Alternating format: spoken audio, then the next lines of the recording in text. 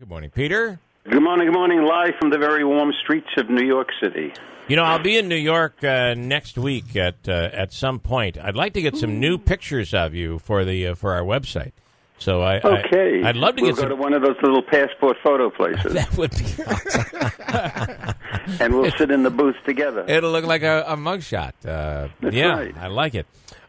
Peter, so we just were speaking with Tanya Powers from Fox News about how they're trying to combat in these cities like New York City the fact that these people who hate us get in big vehicles and drive down and plow through people. We've seen it here. We've seen it overseas as well, and recently. So what do you think? They're talking about these barriers that are like the tubes, the concrete tubes that come out of the ground to try to save people. How do you save people in a place like Times Square?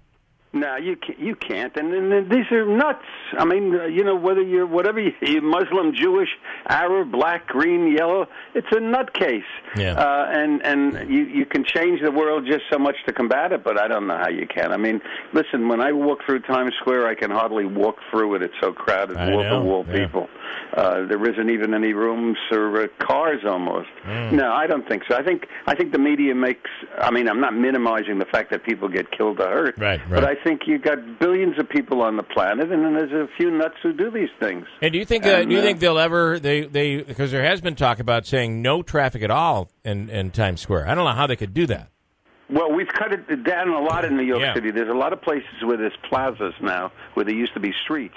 And New Yorkers don't mind that because, as you know, most people here don't drive. I mean, if you walk up to the average New Yorker and ask them, where's the nearest gas station, they don't have a clue. If you ask the average New Yorker, remember I'm talking about New York City people, what's the cost of gasoline, they don't know.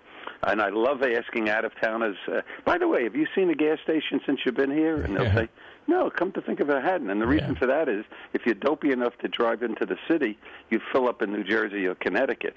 You don't fill up here. So cars are not that big a deal for us, really. I got to tell you, I love driving to New York, and Peter's always frowned upon it, telling me it's a stupid idea. But I just fell in love with riding the train and to get to work on my laptop, do my stuff, come in, and I'm not worried about falling asleep and going over the double line and all that stuff. So it's much safer.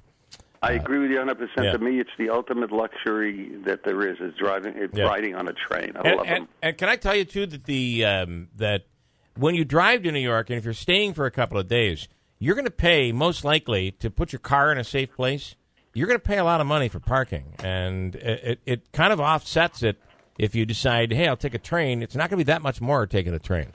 You're not going to get the parking. If you're one of these guys, I know you're a very prominent, well-known, rich broadcaster. Oh, yes. And so your concern is, what do I care? I got all the money in the world. You're not going to get a space anyway. Right. Because by the time you get into the city, the garages that are charging $60 and $70 for a day are filled. Yeah. No, you really You're right. don't come here. You'll get nothing but aggravation. Is the air in New York okay to breathe, though, Peter? That's the big question. Well, we're kind of lucky. I have a picture on my website of a new truck kind of a thing. There's several of them starting to appear on the streets of New York where they're checking the air and this, that, and the other thing.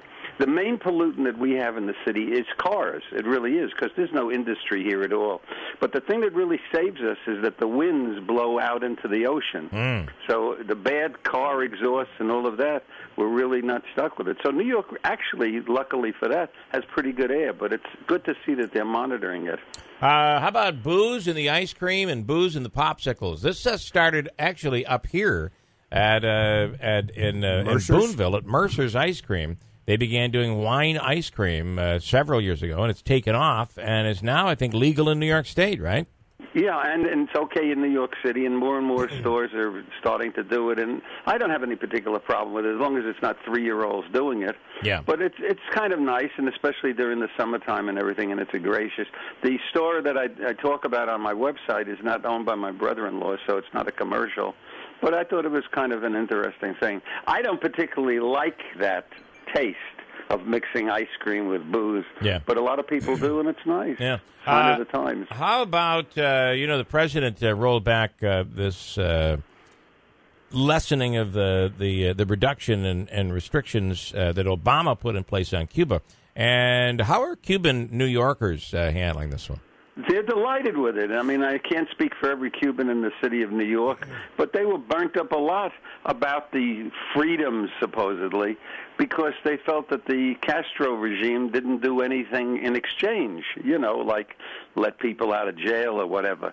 And so the fact that Trump appears to be going back a little bit and getting tough, at least most Cubans that I know, and I know 43,000 Cubans, they're happy with this. They want to put it to Cuba. They don't think Cuba's doing anything to hold up their end of the deal. And finally, Peter, NYPD writing tickets to fat people. What is going on here?